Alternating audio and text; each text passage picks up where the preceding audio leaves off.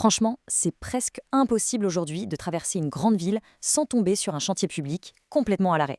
On connaît tous la scène. Des barrières de sécu, des immenses grues qui ne bougent pas d'un centimètre et absolument personne sur place pendant des semaines, voire des mois. C'est hyper frustrant, on est d'accord. Mais derrière ces palissades de tôle, c'est rarement juste un manque de volonté. En fait, il y a une espèce de mécanique invisible, presque fascinante, qui vient enrayer toute la machine. Dans cette explication, on va vraiment décortiquer ça et regarder de près les vraies causes de ces retards chroniques qui paralysent nos infrastructures.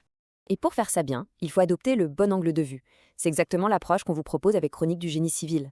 L'idée ici, c'est pas du tout de faire des plaintes politiques ou de taper sur telle ou telle administration locale, pas du tout. On va poser un vrai diagnostic d'ingénieur. Parce qu'en regardant ces chantiers comme des structures complexes, avec plein de forces qui s'exercent dessus, on comprend beaucoup mieux pourquoi ça coince, et souvent, bien avant même que la toute première pelleteuse n'arrive sur place. Allez, on plonge dans le vif du sujet. On va voir qu'il y a 4 obstacles invisibles majeurs. D'abord, la planification initiale, ensuite les lenteurs administratives, puis les obstacles financiers, et pour finir, la coordination des acteurs. On commence tout de suite par la première cause, les défauts de planification initiale. Souvent, il y a une telle pression pour lancer un projet hyper attendu par le public qu'on a tendance à brûler quelques étapes.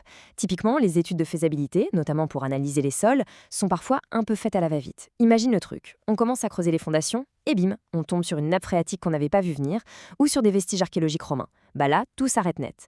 Et puis, il y a la question du financement de départ. Les budgets prévisionnels sont parfois sous-évalués, juste pour que le projet passe plus facilement auprès des décideurs.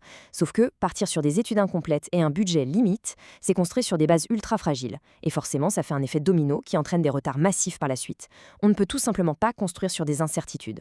Ce qui nous amène à notre deuxième point, les lourdeurs et lenteurs administratives.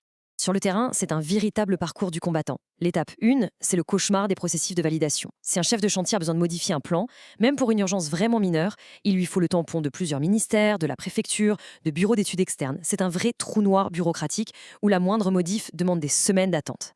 Ensuite, l'étape 2, et c'est peut-être la plus critique pour les entreprises, la lenteur des paiements. L'argent public, ça veut dire des circuits de contrôle ultra rigoureux pour chaque facture.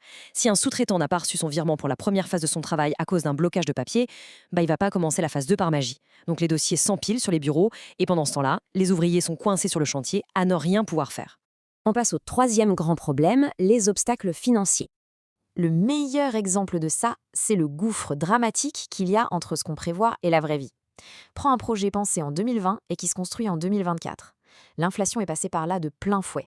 Les prix des matériaux de base comme l'acier, le ciment ou le bois, ça peut littéralement faire x2 en quelques mois. Face à cette explosion des coûts, les boîtes de construction sont complètement étranglées. Et c'est pas juste un petit imprévu, ça agit vraiment comme un mur de briques.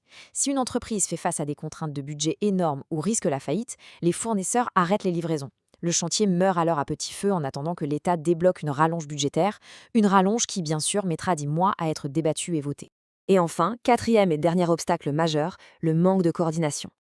Là, le contraste entre la théorie et la réalité est juste brutal. Sur le papier, le planning, c'est une horloge suisse.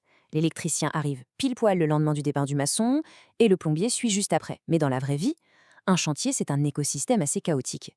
Si le maçon prend 3 jours de retard juste à cause d'une météo un peu capricieuse, l'électricien ne peut pas intervenir. Sauf que lui, il a d'autres contrats qui l'attendent, donc il part bosser sur un autre projet et il ne sera pas dispo avant 3 semaines. Ce petit manque de coordination fait que les agendas des acteurs se percutent tout le temps. Et ça crée des mois entiers d'inactivité juste pour de simples incompatibilités de planning. Faisons un peu le bilan. On fait face à un défi vraiment global. Le point vraiment crucial à retenir ici, c'est qu'il est intellectuellement malhonnête de chercher un seul coupable.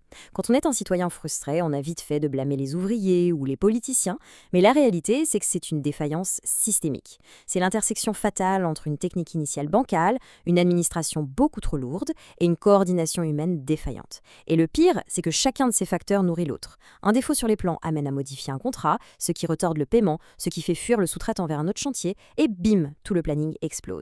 Du coup, face à cette mécanique implacable, il y a une vraie question de fond qui se pose pour notre société. Comment on fait pour réformer en profondeur ces systèmes obsolètes et réussir enfin à bâtir nos infrastructures d'avenir avec une réelle efficacité? C'est clairement le grand défi de l'ingénierie moderne.